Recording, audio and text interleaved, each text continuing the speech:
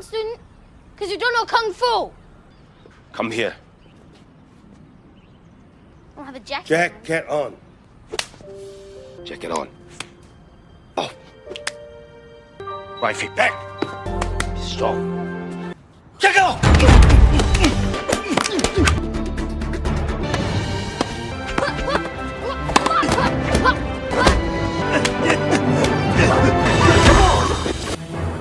Our story follows 12-year-old Dre Parker, who lives in Detroit with his mother, Sherry. After losing his father, it has been just the two of them. Sherry works at a car factory, but when she gets transferred to the company's office in Beijing, China, their lives change overnight. Dre is completely against the move. He doesn't speak Mandarin, has no friends there, and has zero interest in leaving his home behind. On the flight over, he tries learning a few basic phrases from a guidebook, but it's clear he is out of his depth. Ni hao mao.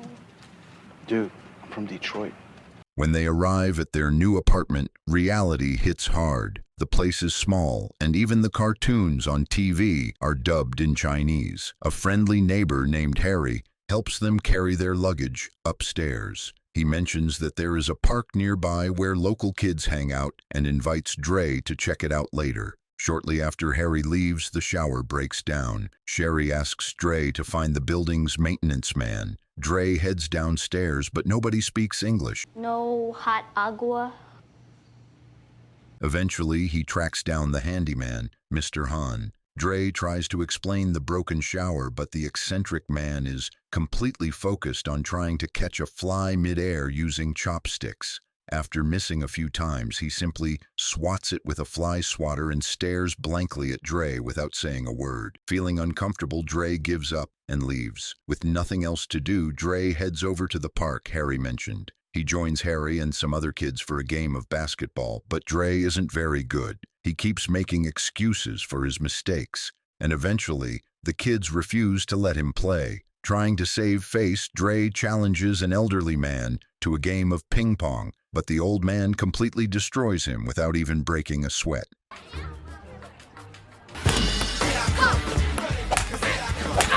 That's when Dre notices a girl practicing the violin across the park. Her name is Maying, and Dre is instantly smitten. Harry encourages him to go talk to her.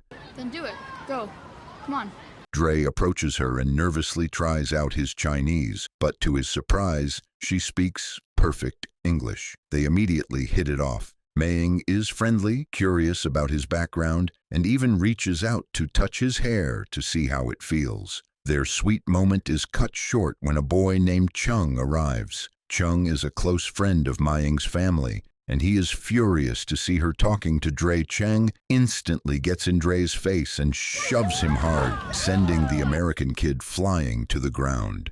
Dre tries to stand his ground and throw a punch, but Chung easily slams him back down. Harry tries to intervene, explaining that Dre is new to the country and doesn't understand the local dynamics. Every time Dre tries to stand back up, Chung brutally beats him down. Maying begs Chung to stop, but the damage is already done. Dre is left badly bruised, injured, and deeply humiliated. When Maying tries to help him up, a frustrated and embarrassed Dre pushes her away and tells her to leave him alone. Dre forgets his pride and sneaks back into his apartment, desperate to hide the injuries from his mom. The next morning, he uses his mom's makeup kit to cover the bruises on his face. He puts on a baseball cap and heads to school, but the principal immediately orders him to take the cap off. When Sherry notices the marks on his face, Dre covers up the truth and claims he fell out of bed. Go to class, but we will talk about this later, okay? At lunch, Dre discovers that Chung and his entire crew attend the same school. He runs into Maying again and asks if Chung is her boyfriend. She explains that their parents are just close friends, which is why Cheng acts so overprotective. Moments later, Chung approaches their table and deliberately knocks Dre's lunch tray onto the floor. An argument breaks out, but a teacher quickly separates them before a physical fight can start. Furious and frustrated, Dre goes home, turns on the TV, and starts blindly copying martial arts moves from the screen, throwing wild punches and kicks around the room. A short time later, Mr. Han arrives to fix the broken water heater. He tries to explain how the unit works, but Dre ignores him. When Sherry gets home, she finds Dre's jacket thrown carelessly on the living room floor. She loses her temper over his disrespectful attitude and demands that he hang it up properly. Mr. Han, who is still nearby, quietly watches the entire interaction. The next day at school, Dre sneaks into the music room where Maying is practicing. She plays beautifully, but her strict teacher barely offers any praise. Dre asks her about the intense practice, and she explains that she is preparing for a high-stakes audition at the Beijing Music Academy, which means everything to her family's future. When her teacher returns, Dre slips back out into the hallway, only to be cornered by Chung and his friends. They aggressively toss his backpack to the ground and warn him to stay far away from Maying. Later that afternoon, Dre and his mother go sightseeing near the Forbidden City. There, Dre notices a massive group of teenagers training intensely in a kung fu courtyard. Curious, he drags his mom inside to take a closer look. To his horror, he realizes that Chung and his gang are among the elite students training there. Seeing how skilled they are, Dre immediately turns around and walks out. Sherry follows him outside, demanding to know what's wrong. Dre finally breaks down in tears, confessing how miserable he is. He tells her that they haven't even been in China for a week, but it feels like years because everyone treats him terribly. He begs her to take him back to America. Sherry gently tells him the hard truth. There is nothing left for them in Detroit. China is their new home, and they have to make it work. Watching this heartbreaking moment from across the street, Mr. Han genuinely begins to feel sorry for the young boy. The next day, Dre decides to get some petty revenge. He tracks Chung and his crew through the streets, hides on an overpass above them, and dumps a bucket of filthy water right onto their heads. The victory lasts for about 3 seconds before Chung looks up, spots him, and launches a furious chase. Dre sprints through narrow alleys and back streets, but he eventually hits a dead end. Chung's friends pin him down, and Chung begins ruthlessly punching Dre in the stomach. One of the boys points out that Dre is already badly hurt and tells Chung to stop, but Chung coldly replies, "Our master taught us to show no mercy. Mercy is weakness." Just as Chung raises his fist to strike again, Mr. Han appears out of nowhere. He grabs Chung's arm mid-swing and effortlessly hurls him aside. The rest of the boys charge at Mr. Han all at once, but the old man reveals himself to be a true kung fu master. Without landing a single punch or kick, he simply uses redirection, speed, and agility to avoid their attacks. In the chaotic scramble, the boys end up accidentally hitting and crashing into each other until they finally give up and run away.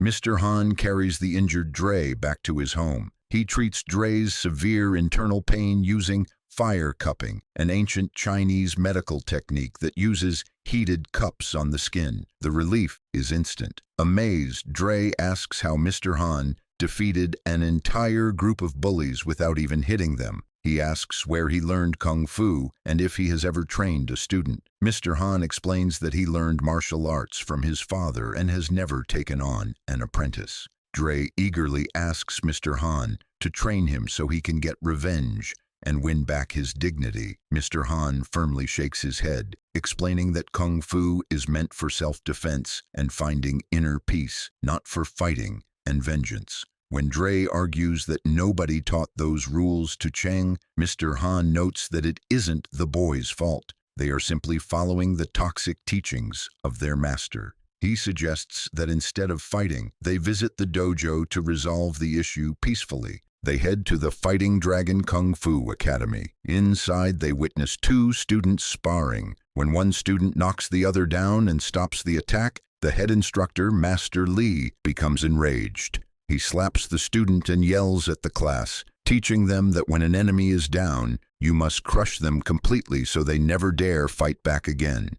Chung points out Mr. Han, identifying him as the man who defended Dr. Master Lee, demands to know why Mr. Han interfered with his students. Mr. Han calmly explains that the boys were jumping a defenseless child all at once, adding that if they had fought Dre one-on-one, he never would have stepped in. Looking around, Mr. Han spots an upcoming open kung fu tournament poster. He proposes a deal. Dre will fight his students fairly in the tournament. Until then, Master Lee's students must leave Dre alone. Master Lee accepts the terms but issues a chilling warning. If Dre fails to show up, both Mr. Han and Dre will regret it. Outside, Dre completely panics. He tells Mr. Han that Chung used to beat him up in private, but now he is going to be publicly destroyed in a stadium full of people. Mr. Han reassures him. He promises to teach Dre real martial arts. The next morning, an excited Dre rushes to Mr. Han's house early. Hoping to impress his new master, he starts showing off with a few clumsy moves Boom, you see that? and accidentally breaks one of Mr. Han's ceramic vases. Instead of teaching him fighting stances, Mr. Han points to a wooden pole and instructs Dre to take off his jacket. Hang it up, take it down, put it on, take it off, drop it on the floor, pick it up, and hang it back up again. Dre spends hours repeating this exact sequence. Take it off.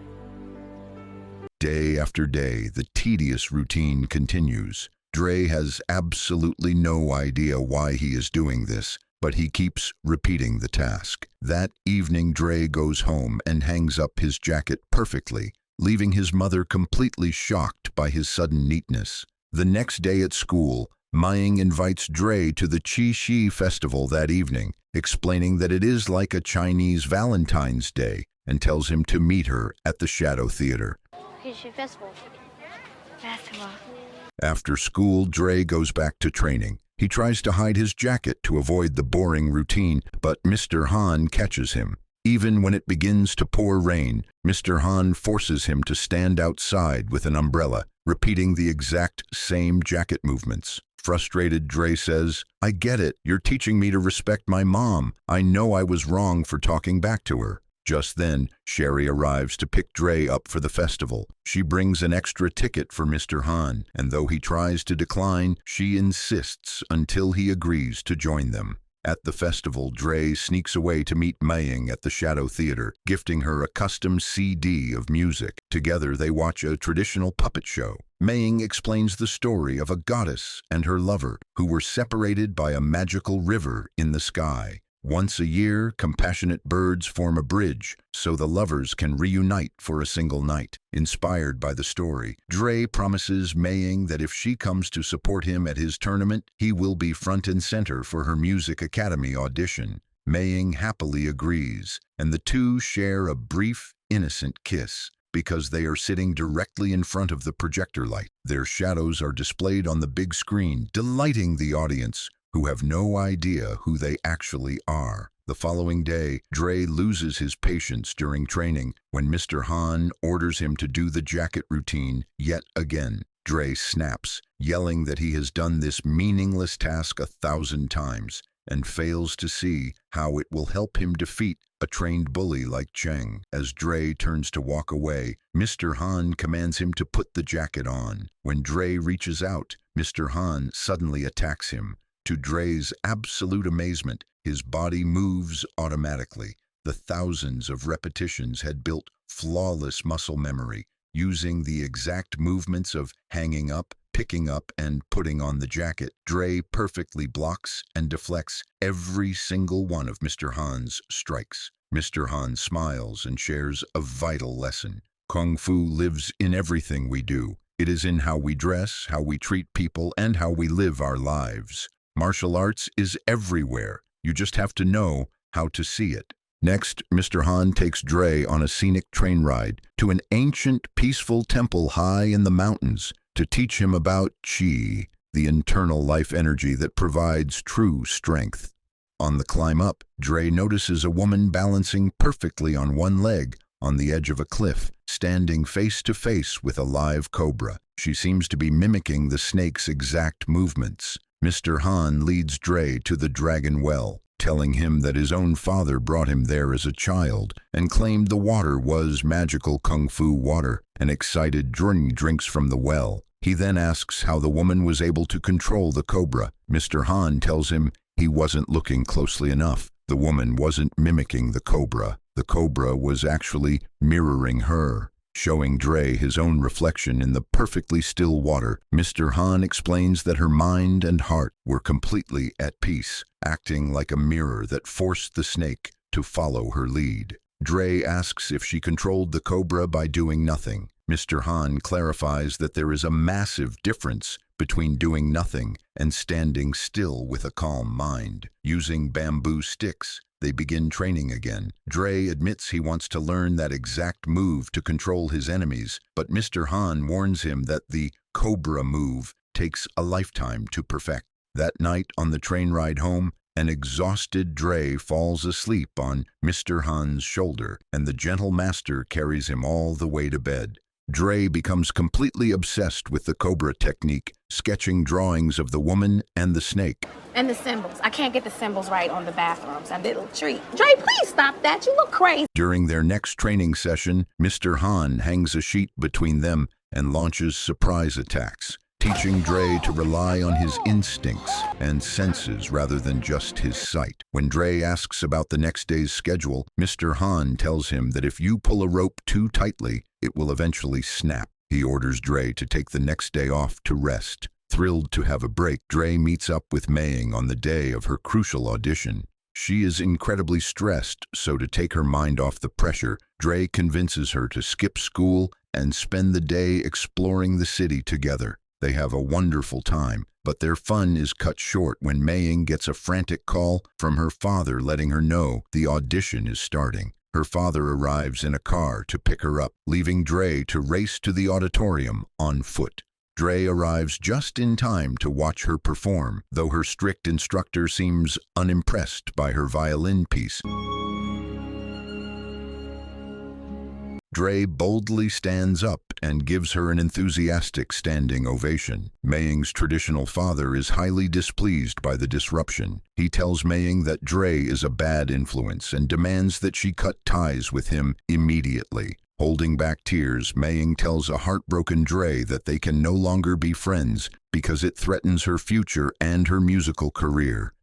Don't be late for that. Dejected, Dre goes to Mr. Han's house seeking comfort. Instead, he finds Mr. Han completely intoxicated, furiously smashing a car with a sledgehammer, the very same vehicle he had spent months meticulously restoring. Dre tries to stop him, demanding to know what is wrong. Mr. Han refuses to answer, sitting silently inside the wrecked vehicle. Nearby, Dre discovers a faded newspaper clipping detailing a tragic car accident that killed a woman and a young boy. Dre climbs into the car and gently asks what happened. Mr. Han breaks down, showing him a photo of his late wife and son. He reveals that years ago he was driving his family while locked in a heated argument with his wife. He lost his temper, lost control of the vehicle, and both his wife and child were killed in the crash. Weeping bitterly, Mr. Han confesses that the most painful part is that he can't even remember what they were arguing about. Every year he rebuilds the car as a memorial, only to destroy it on the anniversary of their deaths in a desperate attempt to punish himself and remember. Deeply moved, Dre wipes his own tears, gently helps his master out of the wreckage,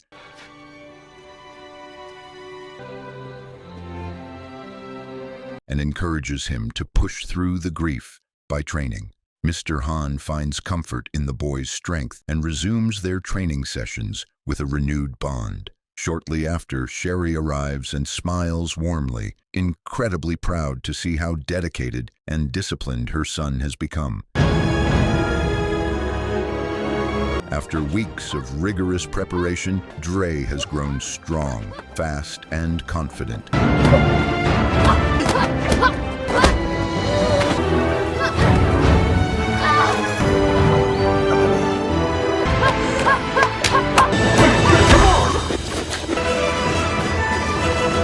Mr. Han takes him to the massive tournament arena and presents him with a beautiful custom kung fu uniform. He gives Dre one final piece of advice. Do not focus on winning or losing. Fight with honor to earn the respect of his bullies, and they will finally leave him alone. And asks for one last favor. Together they draft an apology letter written in Chinese, and Dre visits Mei Ying's home. Standing before her strict father, Dre respectfully reads the letter aloud. He apologizes for causing her family embarrassment, but explains that Mei Ying's friendship has completely changed his life for the better. He promises to be a supportive, honorable friend if given another chance. Touched by his maturity, Mei Ying's father responds in Chinese, which Mei Ying happily translates, "Our family never breaks a promise. She promised she would watch you fight, so we will all be there." The next day, the tournament begins. Mei Ying and her parents take their seats in the crowded arena to support Dre. Seeing the fierce competition and Chung's brutal fighting style, Dre is instantly paralyzed with fear. During his opening match, panic takes over and he steps completely out of the ring. Mr. Han pulls him aside, telling him to block out the crowd and trust his training. Reassured, Dre returns to the mat and easily takes down his opponent. When the boy rushes him again, Dre lands a spectacular kick to the head, winning the round. Match after match, Dre defies the odds and advances through the bracket. At the same time, the ruthless students of the Fighting Dragon Dojo crush their opponents to reach the final rounds. Chung reaches the semi-finals, brutally defeating a skilled fighter to claim his spot in the championship.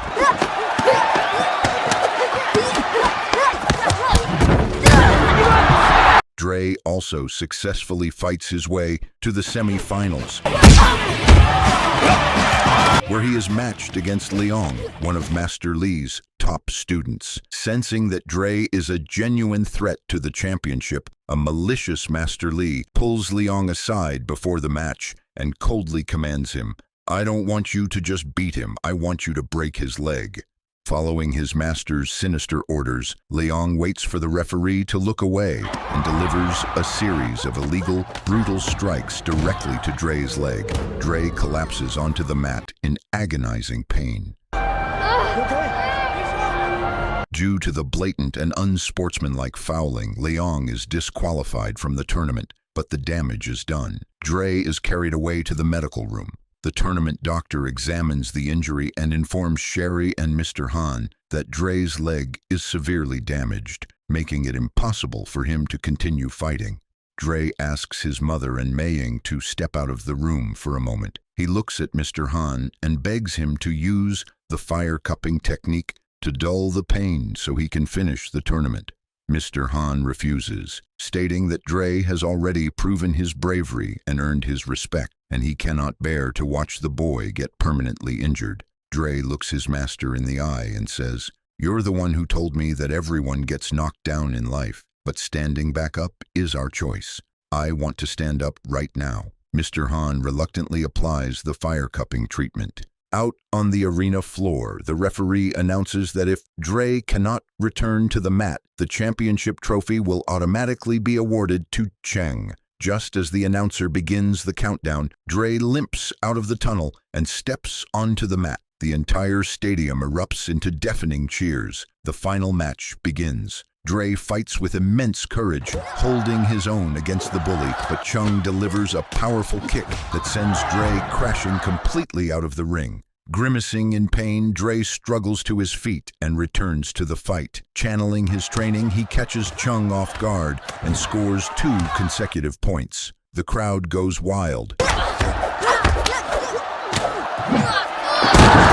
Terrified of losing, an infuriated Master Li calls Chung over during a brief timeout and whispers a desperate order: break his injured leg. Chung is visibly shocked. He wanted to win the tournament fairly, but he is trapped under his master's cruel authority. With no other choice, Chung targets Dre's crippled leg, striking the exact spot Liang had damaged earlier. The score is now tied, and the next point scored will determine the grand champion. Dre is in excruciating pain, completely unable to put any weight on his injured leg. Realizing he cannot fight traditionally, he slowly balances on his one good leg and raises his arms into the unmistakable cobra stance. Mr. Han watches from the sidelines, completely stunned. Dre closes his eyes and finds total inner peace, swaying his head gently from him side to side, like the woman at the mountain temple. Hypnotized by Dre's calm, rhythmic movements, Chung unconsciously begins to mirror him, losing his aggressive edge. Suddenly, a desperate Cheng lunges forward with a fierce attack. Dre instantly dodges the strike, launches himself into a breathtaking backflip kick, and strikes Chung squarely in the face. Chung crashes hard onto the mat, and the referee signals the end of the match. Dre Parker is the tournament champion. The entire stadium explodes into an uproar of applause and celebration. In a beautiful display of honor, Chung walks over, takes the championship trophy from the officials, and personally presents it to Dre with a respectful bow. Dre accepts it proudly. Chung and his fellow classmates then turn to Mr. Han, bowing deeply to acknowledge him as the true master of Kung Fu. Mr. Han and Dre share a proud, triumphant smile, knowing they didn't just win a trophy, but they won the ultimate battle for honor, self-respect, and friendship.